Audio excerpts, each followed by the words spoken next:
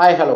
உலகெங்கிலும் இருக்கிற சினிரேஸ் YouTube channel நேயர்கள் அனைவருக்கும் வணக்கம். நான் உங்கள் தலப்பாக்கட்டி ராஜ்பாபு. இன்னைக்கு நாம பார்க்க போற படம் ராகேஷ் இயக்கத்தில் மக்கள் நாயகன் ராமராஜன், ராதாரவி, எம்.எஸ். பாஸ்கர், கே.எஸ். ரவிக்குமார், மயம் கோபி, போஸ் வெங்கட், நக்ஷா சரண், வினோதினி, ஸ்மிருதி வெங்கட், தீபா சங்கர், லியோ சிவகுமார் இவங்க எல்லாரும் நடிச்சிருக்கிற சாமானியன் திரைப்படத்தை பற்றி பார்ப்போம். ஃபர்ஸ்ட் இந்த படத்தோட கதை நடந்து பார்த்துருவோம். மதுரையிலேருந்து சென்னை நோக்கி வர ஒரு பஸ்ஸை வந்து நைட்டில் காட்டுறாங்க. அது ஒரு ஹைவேஸு. வழக்கமாக வந்து ஒரு டைம் பாஸுக்கு பசி எடுக்கிற நேரத்தில் ஒரு ஹோட்டலில் நிப்பாட்டுவாங்க இல்லையா, அதே மாதிரி ஹோட்டலில் நிப்பாட்டுறாங்க. இப்போது எம்.எஸ். பாஸ்கர் வந்து முதல்ல காட்டுறாங்க. அவர் இறங்கி போகிறாரு. பின்னாடியே பார்த்தீங்கன்னாக்கா இளையராஜா சாரோட சூப்பரான ஒரு ஓப்பனிங் சாங்கு மதுரை மாதிரி கொழுந்து வாசம், அந்த சாங்கு போட்ட உடனே தேட்டரில் பயங்கரமான ரெஸ்பான்ஸு. தலைவன் ராமராஜன் வந்து காட்டுறாங்க. இப்போ அப்படியே அந்த ஹோட்டலை நோக்கி போகும்போது இவரோட பாயிண்ட் ஆஃப் வியூவில் ஒரு பாட்டி வந்துட்டு சாப்பாடு சரியில்லை, புளிச்சு போயிருக்குன்னு சொல்லிட்டு அரைக்குறையாக சாப்பிடாம இலையை மூடுறாங்க. அதை பார்க்குறாரு. தலைவனுக்கு வந்து ஒரு மாதிரி டிஸ்டர்ப் ஆகுது. இந்த சைடு பார்த்தீங்கன்னா லேடிஸ் வந்து பாத்ரூம் போயிட்டு வரும்போது பாத்ரூம் வந்து சுத்தம் இல்லை, ரொம்ப நாறுது அப்படின்ற ரியாக்ஷன்லாம் பார்த்தோன்னே நமக்கு வந்து புரிஞ்சிச்சு இது தப்பான ஒரு ஹோட்டலு. இந்த ஓனருக்கும் இந்த பஸ்ஸுக்காரங்களுக்கும் ஒரு கான்டாக்டில் பேசஞ்சர்ஸுக்கு கொண்டு வந்து விட்டுட்டு சாப்பிட வச்சா தானே இவங்களுக்கு கமிஷன் கிடைக்கும். அந்த மாதிரி தப்பாக நடக்குதுன்றதை ராமராஜ் சார் வந்து அந்த கண்டக்டர் கூப்பிட்டு கேட்குறாப்புல, தம்பி பேசஞ்சர்ஸ் எல்லாமே உங்களை நம்பி தான் நாங்கள் வரோம், எங்கள் உயிரை வந்து காப்பாற்றுங்க, இல்லைன்னு சொல்ல. அதே மாதிரி எங்களுடைய ஆரோக்கியம் வந்து முக்கியம் இல்லையா, அதையும் நீங்கள் வந்து கேர் எடுத்துக்கணும். நான் ஏன் சொல்கிறேன்னா, இந்த காலத்து பசங்களுக்கு வந்து அட்வைஸ் பண்ணால் பிடிக்காது. பட் உங்களை மாதிரி ஆளுங்க தப்பு பண்ணும்போது அட்வைஸ் பண்ணாமல் இருக்கிறது எனக்கு பிடிக்காது அப்படின்னு ஒரு ராமராஜனுக்கு உண்டான அந்த பஞ்ச் டைலாக் கூட கதையை ஆரம்பிக்கிறாங்க. ராமராஜனும் எம்.எஸ். பாஸ்கரும் சென்னையில் இருக்கிற தன்னோட நண்பன் வீட்டுக்கு வந்து ஸ்டே பண்ணுறாங்க.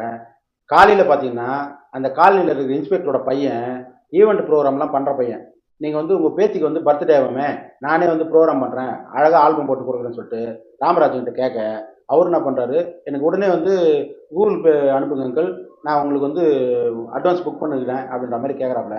அவருக்கு ஏடிஎம்மே தெரியாதுப்பா, கூகுள் பே ஜிபேலாம் நீ சொல்கிற அப்படின்னு சொல்லி ராதாரவி கிண்டல் அடிக்க, இந்த காலத்தில் கூகுள் பே பேடிஎம் தெரியாதா, என்ன அங்கிள் சொல்கிறீங்க அப்படின்ற மாதிரி ஷாக்காக ஒரு ரியாக்ஷன் கொடுத்துருந்தேன். இப்போ நான் பேங்க்கு தான் போயிட்டுருக்கேன், நீ வந்து நாங்கள் கொடுத்துருன்னு சொல்லி ராமராஜ் சொன்னோன்னே ரெண்டு பேருமே ஆட்டோவில் வந்து பேங்க்கு கிளம்புறாங்க. அந்த டைமில் எம்.எஸ். பாஸ்கரும், ஏன்பா நான் என் பொண்ணு பார்த்துட்டு வந்துடுறேன்ப்பா அப்படின்னு சொல்லிட்டு அவர் ஒரு தனியாக ஒரு ஆட்டோவில் கிளம்ப இவர் பேங்க்குக்கு போகிறாரு. எம்.எஸ். பாஸ்கர் அவங்க பொண்ணு பார்க்க போகிறாங்க. கையில் சூட் கேஸோட ராமராஜன் பேங்க் என்ட்ரி, சிட்டிலே பெரிய பேங்க்ன்ற மாதிரி காட்டுறாங்க. கூட அந்த பையன் வினோத்ன்ற பையன் வரான். இப்போ உள்ளே போனோன்னே ஒருத்தர் ஸ்டாஃபு கிட்ட, சார் பணத்தை டெபாசிட் பண்ணணும் அப்படின்னு சொன்னோன்னே அவர் வேலையை பார்த்துட்டு ரொம்ப கேர்லெஸ்ஸாக, சார் வெளியில் ஏடிஎம் மிஷின் இருக்குது, அங்கே போய் டெபாசிட் பண்ணீங்கன்னு சொல்கிறாரு. இவர் வந்து நின்றுட்டு, தம்பி சூட் கேஸில் வந்து 35 லட்ச ரூபாய் இருக்குது தம்பி, அங்கே எப்படி டெபாசிட் பண்ண முடியும்னு கேட்டோன்னே இவன் பதறி எந்திரிச்சு, இவ்வளோ பெரிய அமௌண்ட்டா, சார் சார் இங்கே வேணா நம்ம ஏசி ரூமில் போய் பேசலாம்னு சொல்லி ஓவராக மரியாதை கொடுக்குறான். வழக்கமாக அந்த மாதிரி தானே பேங்க்கில் கொடுப்பாங்க.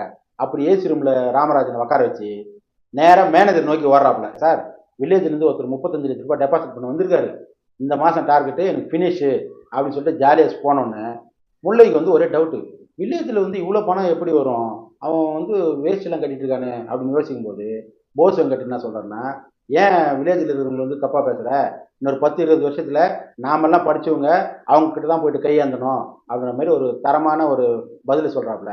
இப்போ இங்கே வந்த ஒரு ஸ்டாஃபு ஒரு அப்ளிகேஷன் எடுத்து கொடுத்தா அதில் சாமானின்னு சைன் பண்ணுறாப்புல. சாமானின்னு ஒரு பேரா, அந்த ஒரு ஷாக்கிங்கோட அந்த ஸ்டாஃப் வந்துட்டு அப்ளிகேஷன் எடுத்து வச்சோன்னே 2000 நோட்டா 500 நோட்டான்னு கேட்குறாப்புல. நீங்களே பாருங்க அப்படின்னு திருப்பி சூட் கேஸ் ஓப்பன் பண்ணால் அதில் வந்து மிகப்பெரிய ஒரு பாம் இருக்குது. அதுதான் ஆர்டிஎக்ஸ் பாம். பேரலாக எம்.எஸ். பாஸ்கர் காட்டுறாங்க. அவர் வந்து ஒரு வீட்டுக்குள்ளே போகிறாரு. அது வந்து மேனேஜர் போஸ் வெங்கட் காட்டுறாங்க இல்லையா, அவங்க வீடு. அவங்க வீட்டுக்குள்ளே போயிட்டு அவங்க பொண்டாட்டியும் குழந்தை இருக்கிற இடத்துல துப்பாக்கி எடுத்து காட்டுறாப்புல. அங்கே ஒரு ஃப்ரேம் கட் ஆகுது. அப்படி இந்த பக்கம் பார்த்தீங்கன்னாக்கா ராதாரவி எதிர் வீட்டில் போயிட்டு இந்த பேங்க் அசிஸ்டன்ட் மேனேஜர் இருக்கார் இல்லையா, அவங்க பொண்டாட்டி இருக்காங்க, அவங்க ப்ரெக்னென்ட்டு, அவங்க கிட்ட போயிட்டு கேரா இருக்குமா, தலை சுற்றுது, டீ போடுன்ற மாதிரி உள்ளே போகிறாரு. திடீர்னு பார்த்தீங்கன்னாக்கா துப்பாக்கியெல்லாம் எடுத்து குண்டு லோட் பண்ணுறாரு. அவள் பார்த்தோன்னா பயங்கர ஷாக்கு. இப்போ 3 பேரும் 3 எதிரில் வந்து தயாராகிறாங்க. இப்போ ராமராஜன் ஃபோன் எடுத்து கேம் ஆரம்பிக்கலாமா அப்படின்றாங்க. எல்லாருமே ஆரம்பிக்கலான்னு சொல்கிறாங்க. அப்போ கூட நமக்கு என்ன தோணுதுன்னா, என்னடா இது ராமராஜன் படம் வழக்கமாக வந்துட்டு நம்ம வேறு மாதிரி பார்த்துருக்கோம் இல்லையா, 90ஸ்லாம் அவர் வந்து பாட்டு பாடினே பால் கறப்பார், இவர் பாட்டு பண்ணவே தானா பால் கறக்கும், அந்த மாதிரிலாம் வந்து ஒரு ராமராஜன் பார்த்துட்டு இது என்ன காமெடி படமா, என்ன திடீர்னு வந்து ஆர்டிஎஸ் பாம்பெல்லாம் காட்டுறாரு ராமராஜன் படத்துலன்ற மாதிரி தோணும். எனக்கும் அப்படி தான் தோணுச்சு, உங்களுக்கு தோன்ற மாதிரி. திடீர்னு முல்லை எமர்ஜென்சி அலாரமை டச் பண்ணலான்னு போகும்போது ராமராஜன் பக்கத்தில் இருந்த கன் எடுத்து அவரோட காலில் சுடுறாரு. சுட்டோன்னு தான் தெரியுது, பப்ளிக் அலறாங்க. போஸ் எங்கிட்ட மேனேஜர் வந்து இவர்கிட்ட வராரு. நமக்கே வந்து இது வேற மாதிரி சீரியஸான படம் தான் டைரக்டர் ட்ரை பண்ணிருக்காருன்னு புரியுது. இப்போ மேனேஜர் வந்துட்டு, சார் என்ன சார் திடீர்னு துப்பாக்கிலாம் மிரட்டுறீங்க, எதுக்கு ஷூட் பண்ணுறீங்க அப்படின்னு சொல்லி கேட்கும்போது, இந்த பேங்க்கை நான் வந்து ஹைஜாக் பண்ணியிருக்கேன், நான் சொல்கிற வரையும் யாருமே இங்கேருந்து வெளியில் போக முடியாது, கேட்டை மூடுங்கன்றாப்புல. இப்போ ஷட்டரை இறக்கணுன்னு ப்ரெஸ் வருது, போலீஸ் வருது, பேங்க் ஃபுல்லாக ரவுண்ட் அப் பண்ணுறாங்க. ராமராஜன் வந்து ஏன் பேங்க் வந்து ஹைஜாக் பண்ணாரு, பேங்க்குக்கும் ராமராஜனுக்கும் என்ன பிரச்சனை அப்படின்றத டீட்டெயிலாக சொன்ன படம் தான் சாமானியன் படத்தோட மீதி கதை. படத்தோட பாசிட்டிவ் என்னன்றது பார்த்துருவோம். 23 வருஷத்துக்கு அப்புறம் மக்கள் நாயகன் ராமராஜனை ஸ்க்ரீனில் பார்க்குறதுக்கு மக்கள் வந்து அவ்வளோ ரெஸ்பான்ஸ் பண்ணி பயங்கரமாக என்ஜாய் பண்ணுறாங்க. ஏன்னா குழந்தைகள்லேருந்து லேடிஸ்லேருந்து ஃபேமிலியாக வர்றது வந்து பார்க்கும்போது ரொம்ப சந்தோஷமாக இருந்தது. அதே மாதிரி 50 படம் வரையும் நான் வந்து ஹீரோ தான் பண்ணுவேன், சப்போர்ட்டிங் ஆர்டிஸ்ட்லாம் பண்ண மாட்டேன் அப்படின்னு அவர் வந்து தவறு இருந்த மாதிரி இவ்வளோ நாளாக வெயிட் பண்ணார் இல்லையா 23 வருஷமா. அதுக்கு கரெக்டான ஸ்கிரிப்டாக இந்த கதையை வந்து தேர்வு பண்ணி டைரக்டரும் நம்பியிருக்காரு, ராமராஜனும் நம்பியிருக்காப்புல. 90ஸ்ல இளையராஜா ராமராஜனுடைய காம்பினேஷன் பார்த்தீங்கன்னா சாங்ஸாக இருக்கட்டும், ஃபில்ம் வந்து சில்வர் ஜூப்ளி கொடுத்ததாக இருக்கட்டும், அவ்வளோ பெரிய சக்ஸஸ் கொடுத்த அந்த காம்போ 23 வருஷமாக மிஸ் ஆகிட்டுது. நம்மளுக்கு கொஞ்சம் கஷ்டமாக இருந்தாலும் இப்போ ரீஎன்ட்ரி கொடுத்து அதே காம்பினேஷன் வந்து சக்ஸஸ் பண்ணியிருக்குதுன்னு நினைக்கும் போது ரொம்ப சந்தோஷமாக இருக்குது. பேங்க் ஹைஜாக் கதைன்னு சொன்னோன்னே ரீசெண்டாக வந்த தலை படம் துணிவில் கூட நம்ம பார்த்துருக்கோம். அது வந்து ஒரு ஆக்ஷனில் ஒரு பெரிய பட்ஜெட்டில் வேறு மாதிரி ஒரு கதையை பார்த்துருந்தாலும் கூட இதில் ராமராஜனுக்குன்னு ஒரு ஃபேமிலி பேக்கப்பில் ஒரு எமோஷன் பாண்டிங்கில் ஒரு 2-3 சீன் வந்து ரொம்ப நம்ம மனசை வந்து கசக்கி அழ வைப்பாங்க இல்லையா, அந்த மாதிரி துக்கம் தாங்க முடியாமல் அழுவோம் இல்லையா, அந்த மாதிரி ஒரு 2-3 சீன் சூப்பராக பண்ணியிருக்காப்புல.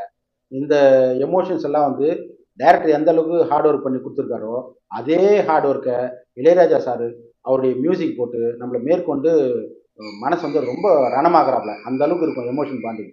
இதெல்லாம் வந்து டேரக்டருக்கு வந்து இந்த ஸ்கிரிப்டில் அமைஞ்சிருக்கிற ஒரு ப்ளஸ்ன்னு சொல்லலாம். ராதா ரவியோட பர்ஃபார்மன்ஸ் எல்லாம் பார்த்தீங்கன்னா இந்த படத்தில் வந்து ஒரு சூப்பரான ஒரு பர்ஃபார்மன்ஸ் சொல்லலாம், ரொம்ப டிஃப்ரெண்ட்டாக பண்ணியிருக்காரு.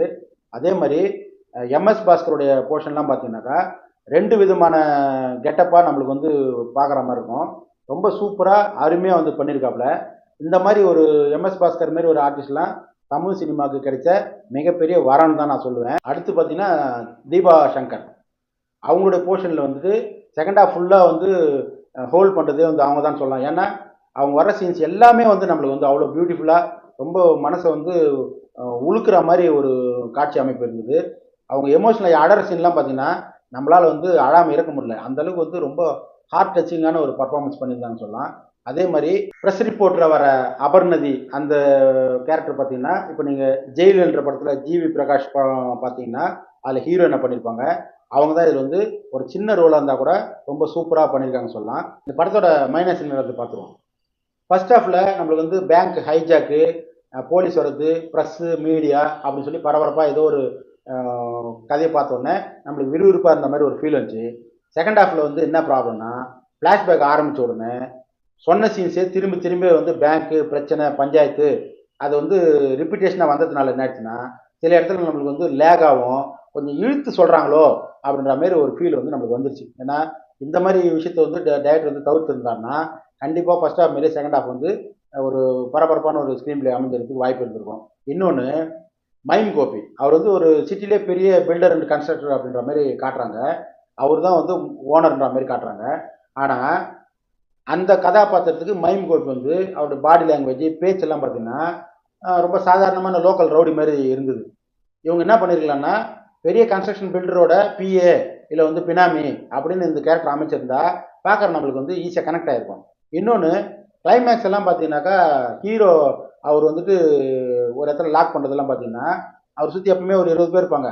அதுமாரி இவர் எப்போ இங்கே வந்து லாக் பண்ணார், தனியார் ரூமில் வந்து போட்டிருக்காரு அப்படின்றதுக்கு கொஞ்சம் லாஜிக்காக பண்ணியிருந்தா நமக்கு வந்து திரைக்கதிலே கொஞ்சம் சுறுசுறுப்பு வந்திருக்கும். அதெல்லாம் கொஞ்சம் மைனஸ் ஆச்சு. ரெண்டாவது கிளைமேக்ஸும் மைம் கோபியோட போர்ஷன்லாம் கொஞ்சம் சப்புன்னு முடிச்ச மாதிரி இருந்தது. ஃப்ளாஷ்பேக்குள்ளே ஒரு ஃப்ளாஷ்பேக் வருது, அங்கே வந்து சாங்கெல்லாம் போட்டு கவர் பண்ணியிருக்காங்க. அதெல்லாம் வந்து பார்த்திங்கன்னா நம்மளுக்கு வந்துட்டு முன்னே நடக்கிற கதையை வந்து கொஞ்சம் லைட்டாக மறக்கடிக்கிற மாதிரி ஒரு ஃபீல் வருது. இதெல்லாம் வந்து சின்ன சின்ன மிஸ்டேக் இருந்தாலுமே கூட டேரக்டர் வந்து தவிர்த்துருந்தாக்கா ஃபர்ஸ்ட் ஹாஃப் மாதிரியே செகண்ட் ஹாஃபும் பரபரப்பாக இருக்கும். இதுவும் வந்துட்டு மக்கள் வந்து பயங்கரமாக எதிர்பார்த்த ஒரு ஹிட்டு பட வரிசையில் வந்து வந்திருக்கும். ஓவராலாக இந்த படம் எப்படி இருக்குது அப்படின்னு உங்கள் மனசில் நினைக்கிறது எனக்கு புரியுது. இப்போ இயக்குனர் வந்து ஒரே ஒரு விஷயத்தை ஸ்ட்ராங்காக சொல்கிறாப்புல, வீடு வந்து லோன் போட்டு வாங்குறீங்களா 1க்கு 2 முறை வந்து யோசனை பண்ணுங்க, அப்போ தான் நிம்மதியாக இருப்பீங்க அப்படின்றது அழுத்தமாக சொல்லியிருக்காப்புல. ராமராஜன் தான் இந்த கதைக்கு கரெக்டாக இருக்கும்னு இயக்குனர் நம்பினார் இல்லையா? இயக்குனர் நம்பின மாதிரியே ராமராஜனும் என் மக்களுக்கு வந்து நல்ல படத்தை நான் கொடுப்பேன்னு நம்பினாரு.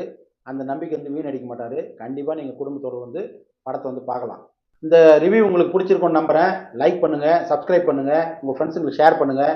அதே மாதிரி உங்களுடைய வேல்யூபிளான கமெண்ட்ஸுகளை கமெண்ட் செக்ஷனில் தெரிவிங்க. எங்களுடைய நிறை குறைகளை நாங்கள் திருத்திக்கிறதுக்கு அப்போ தான் வந்து வசதியாக இருக்கும். இன்னொரு நல்ல வீடியோவில் உங்களை மீட் பண்ணுறேன். Until then signing out. Thalappakatti Rajbabu.